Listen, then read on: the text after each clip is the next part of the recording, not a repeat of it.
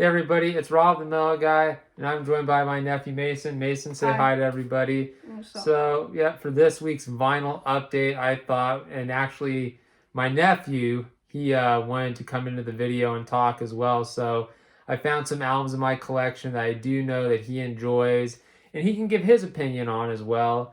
I do have to say that his musical taste, in a way, has been shaped by me.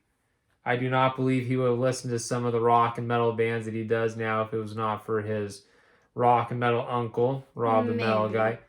Mason, you were listening to my radio show when you were a baby, and you were listening to metal music, and you didn't even realize it, but I think it's stuck in your brain. Now you're a fan of bands like Iron Maiden, Dio, because of me. Whatever. And I was buying you CDs. Yeah. Don't make me have to recount the stories. All right. Anyways, guys, let's go and start with the vinyls. We'll start with an album that I know you like, and actually we bought this. You're getting the camera a little more. Scoot over. We got this album in Reno, actually. I found this at Discology. It's a record store in Reno. This is Iron Maiden Killers. Mason, you want to talk a little about this? I got this specifically for you because I knew how much you love Iron Maiden. Yeah. If I were to be honest, not my favorite Iron Maiden album, but still, it's very strong. The songs are very good. Good drums, good vocals, and good guitar playing, in my opinion. Yeah, this one I love. Wrathchild. That's a great song. I mean, also, the bass is killer. Track. Oh yeah, the title track's great, and I like also Murs in the Rue Morgue. That's a good song. Yeah. But, I mean, with Bruce Dickinson, not being there, this is Paul Di'Anno, the first singer there before Bruce. Some people, they don't, again, they prefer Bruce. What do you think when you have that debate come up? I would personally prefer Bruce because I don't really like the kind of punk style that the other guy brought on. I don't remember his name. Sorry for all Paul you Di'Anno. fans. It's all good, Mason. Don't worry.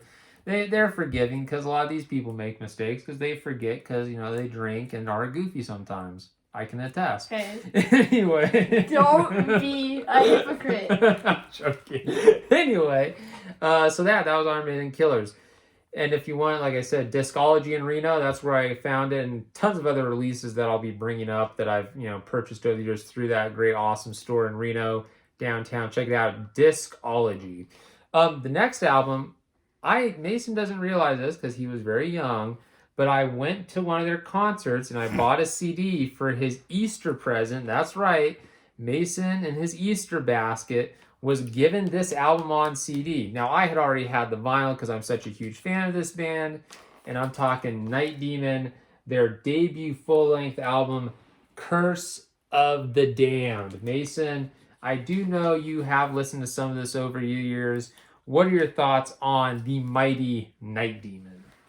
So in this album in particular, I don't exactly remember listening to it, but I have listened to Night Demon for a long time because you like Night Demon. Also, you interviewed most of their band members, and they have some very solid, strong songs. Very good albums. Even their most recent stuff still keeps up the pace with like bands like Iron Maiden and Dio and other bands that are really popular and good. Would you say that Night Demon is one of the bands in the modern metal world that is kind of keeping alive the classic sound, which you happen to enjoy? Yes. And is a band that definitely, would you like to see them live? Yes, I would definitely consider that. So Jarvis, here you go. Come back to the Bay Area. Try not to go to Oakland or San Francisco, which pretty much leaves you the only option is San Jose. But come back, play an all-ages venue, and you get kids like Mason to come out, listen to Night Demon. So Jarvis, here we are. We are actually trying to advocate for you to come here to the Bay Area, minus San Francisco and Oakland, which leaves only San Jose, but maybe some other places. So that way the young people can get into Night Demon. But check this out, people. I love this album. When I had my radio show in college, I played the entire album during my radio show when it first debuted because I loved it so much. It's such a classic sounding release. It has that old school sound with a little bit of punk. Great album. Tons of catchy songs, well written. Like I said, pays homage to the classic sound of heavy metal, but the energy, the modern energy from this band, terrific. So that, Night Demon, Curse of the Damned. Next album, Mason, I know you love. Dio, Holy Diver. You want to show and talk to the people about this one? Okay, so before we start with this one, just make sure to like and subscribe to my uncle's YouTube channel because, as we know, a lot of people in the society like this horrible type of music called rap, and my uncle is trying to liberate people from this type of music that is very bad and sickening to the brain. So please like and subscribe for your brain to be healed forever. And I didn't have to pay for that promotion. Thank you, Mason. See? Yeah. But this, in case you were wondering, Dio is probably one of my most favorite bands ever. Really great songs. In particular, this is probably my top 3 favorite albums of all time. The title track is really awesome. There's also a lot of other songs like Stand Up and Shout that I think are very good. And overall, Dio just... You could put Dio in any type of music, like band or anything, and it would still sound good. That's how just good of a singer he is. Yeah, I would agree. And this album, I really am happy I came across it at half-price books for $10. Okay, I found this $10, half-price books, and it's in really good condition too, like the vinyl itself. And this album is one of the top. I mean, this is the debut full-length Dio album, right after he left Black Sabbath, and everyone didn't know, well, what's Dio gonna do? He goes solo. He finds this young guitarist, Vivian Campbell, who just shreds and is amazing.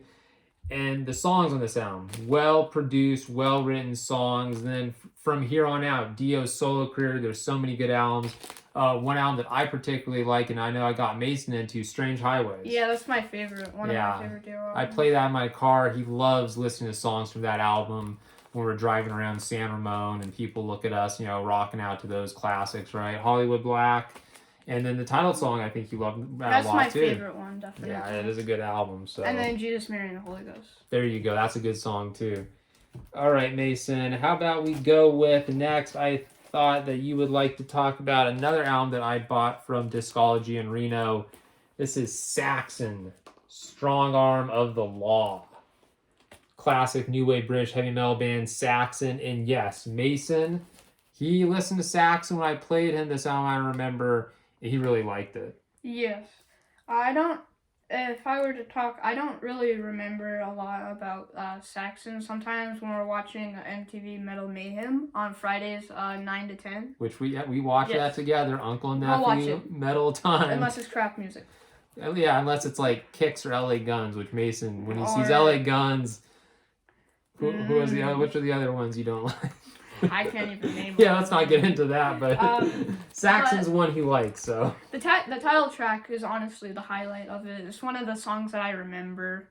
I think Saxon, very solid band. Didn't get as much popularity as the other British new wave metal bands, but I still think they are worth buying the vinyl and albums. Yeah, and I would have to say that Saxon is a band who... They may have gotten the fame and notoriety of bands like Iron Maiden, Judas Priest, coming out of the UK, but they have definitely gained a strong following over the years, and their albums are still really classic and timeless at times when listening. Heavy Metal Thunder, one of my favorite songs on this album. I just love the guitar riff in that, and this album is just so well produced. Like a lot of the Saxon albums, they're really good lyrics and just the sound quality too. It's if you like classic sounding heavy metal, gotta check it out. Saxon, Strong Arm of the Law. All right, let's go with another band here. Great album, 1984. Deep Purple's kind of comeback. The lineup with Ian Gillan coming back into the band, as well as you had Roger Glover returned. And then John Lord, Ian Pace, Richie Blackmore, the Mark II lineup. Mason, what are your thoughts on Deep Purple in general, though? Not just on Perfect Strangers, the album here. In my opinion, I think Ian Gillan is one of the most flexible and best vocalists to ever be brought to the heavy metal world. He has a very he has a very flexible voice, chords, and he's very good at just kind of catching your attention of the song, even when, like, the beginning, you think, oh, no, the song's not going to be good. Then once you hear him, you think, oh, yeah, this song's very good. I would have to agree. And I love this album because they come back together and at first knocking at your back door. there's just the energy from that song. Richie's kind of playing. There's kind of like an attitude to it.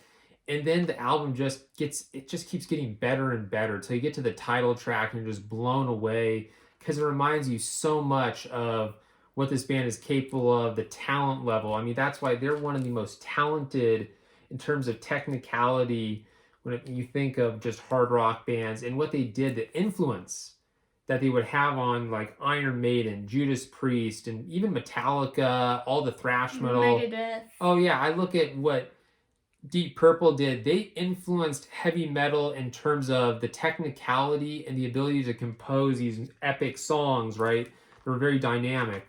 I would say Deep Purple, one of the most dynamic hard rock bands, just when you listen to their music. And this album just was a comeback, and a lot of people cite it as one of the best albums that came out in that period. I remember in the 80s because it just was so good, and it's still, hailed today as one of the best sounding Deep Purple albums. So, all right. The last album I'm going to have us talk about, I actually thought I'd pull it up because as much as Mason likes hard rock and heavy metal, because I do listen to new wave music and some other stuff, there are bands that Mason has heard that he does like.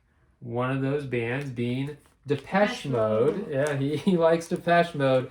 I don't think Mason remembers. We were watching the video for Everything Counts one night. I mean, Depeche Mode had quite a few different videos that he's seen, we've watched, and he likes Depeche Mode. Talk a little bit about that I've gotten you kind of into their music. If we're talking about the new wave world, and honestly just music in general, Depeche Mode will always be known as one of the legendary new wave early pop artists. Not really like modern pop, but like actual music. Other than that, I mean, I don't remember a lot of the songs from this album. I do remember that one song that Uncle mentioned. Yeah, Everything Counts. The video is pretty cool. And then also, I know, do you like Violator? Personal Jesus. There's a lot of those songs that you like. That's probably one of my most favorite new wave albums of all time. Yep. And also for people who do not know this, Mason, also you kind of like some New Order, right? Is that a band that you like? So there you go. Mason is, as much as he listens to the rock and metal, I have kind of had him broaden his horizons, check out some other stuff, and he seems to like it. I know Mason, when it comes to the Cramps, is a little bit on the fence. I mean, I used to not like the Cramps because I didn't like Garbage Man. You didn't like that song. Now that I'm realizing how the Cramps had such an influence on just basic rhythms in the early days, I noticed how, like, what a fundamental band the Cramps were for the present and, 80s metal bands. See, everybody, this is what it's all about. As a guy who used to host a radio show, my goal is to introduce people to new types of music, rock, metal, new wave, anything. I was trying to introduce people to music that wasn't getting played on the mainstream. And now, being at home here with my family, my nephew, I'm trying, and I'm seeming to be doing a pretty good job, would you say? I would say. I would say. And you know what? I have enjoyed it. It's something we can share and bond. Getting to watch the Metal Mania at night has been fun, and and I go record shopping sometimes. Not only do I, of course, buy for myself, but sometimes if I see an album that I know he likes, I'll try to get it as well, because then I can add to the collection and have something to listen to. And he's definitely checked out some of my albums, so it's been good. And I'm definitely glad that he is listening to this type of music, because there's a lot of crap that unfortunately kids his age get introduced because of TikTok. We want you to stay away from that. So remember to like and subscribe down below. Also check out my blog, therockandmetaltemple.blogspot.com. Would you say? Follow him on Facebook, Twitter, whatever. Not TikTok, though. I do not have TikTok. No, TikTok sucks. I don't think you want the Chinese spying on you. Exactly. He knows I don't want the government spying on me. And you all should think about that, too. But anyway, thank you all for watching. We'll see you next video. There you go, everyone. Have a good one.